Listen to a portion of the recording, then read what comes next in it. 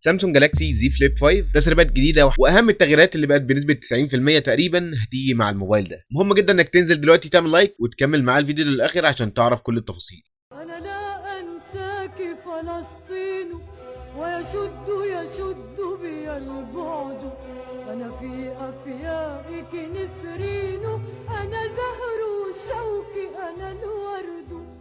من ناحيه التصميم الخارجي في بعض التغييرات المهمه اللي هتحصل على التصميم بتاع الموبايل ده. شفنا موبايلات فليب من اوبو، من موتوريلا، حجم الشاشه الخارجي بتاعها كبير مقارنه بالجيل اللي فات من الفليب 4، فلازم سامسونج تمشي مع نفس الخطى وتقدم شاشه خارجيه كبيره في الفليب 5 القادم. الجالاكسي زي فليب 4 كان بيجي مع شاشه خارجيه ب 1.9 انش، الزي فليب 5 بقى معلم هيجي مع شاشه خارجيه 3.8 انش. الشاشه هتكون بتغطي نص الموبايل المقفول، يعني الموبايل لما يكون مقفول كده الشاشه بتكون بتغطي النص تقريبا بالكامل، باستثناء بيزل كده كبيره عند الهنج او المفصل، ولكن الشاشه ما زالت حجمها كبير الضعف تقريبا عن الجيل اللي فات الزي فليب 4. الشاشه هنا بتيجي بشكل مربع، ولكن عند الكاميرات الرئيسيه بتاخد انحدار لتحت كده وبتديها شكل الفولدر او المجلد. طبعا الشاشه الكبيره هيكون لها مزايا اكبر، شاشه كبيره عشان تعرف تصور نفسك بشكل مريح اكتر، وبشكل ما بما ان الشاشه هنا هتكون حجمها اكبر فالمفروض ان هيكون فيها مزايا اكبر للاستفاده من حجم الشاشه الكبير نسبيا مقارنه بالجيل اللي فات. على حسب التسريبات من موقع جالاكسي كلاب، سامسونج هتحتفظ بنفس الكاميرا السيلفي ال 10 ميجا بكسل مع الاحتفاظ بنفس المزايا بتاعتها تقريبا بدون اي اختلاف، بل ان في بعض التسريبات والاقاويل اللي بتتكلم عن ازاله الكاميرا السيلفي نهائيا من الموبايل. ولكن على حسب التسريبات دي ان سامسونج قررت انها تبقي على الكاميرا السيلفي فانها تحتفظ بالكاميرا دي بس عشان وضع الفليكس مود، وده الوضع الموبايل بيكون واخد فيه شكل حرف ال عشان تقدر تخليه يثبت على اي سطح مستوي وتقدر تاخد صور او فيديوهات عن طريق الكاميرا الاماميه. وان كان في تطورات على الكاميرا السيلفي هنا فده طبعا هيكون شيء مميز، ولكن ان لم يكن فالكاميرا الاساسيه هنا ملهاش دور محوري او قوي في الموبايل الا في وضع الفليكس مود، وتقدر تستغنى عنها بسهوله عن طريق الكاميرات الاساسيه واللي بتقدر تستخدمها في انك تصور نفسك، وفي نفس الوقت ده هتكون بتشوف نفسك على الشاشه الخارجيه بتاعه الموبايل. في كمان تسريبات بتتكلم عن زياده حجم الشاشه الرئيسيه من 6.7 انش ل 6.8 انش مع الاحتفاظ بنفس الدقه اللي هي فول اتش دي بلس. من ناحيه المعالج فيكون في نسخه مخصصه من السناب دراجون 8 جن 2،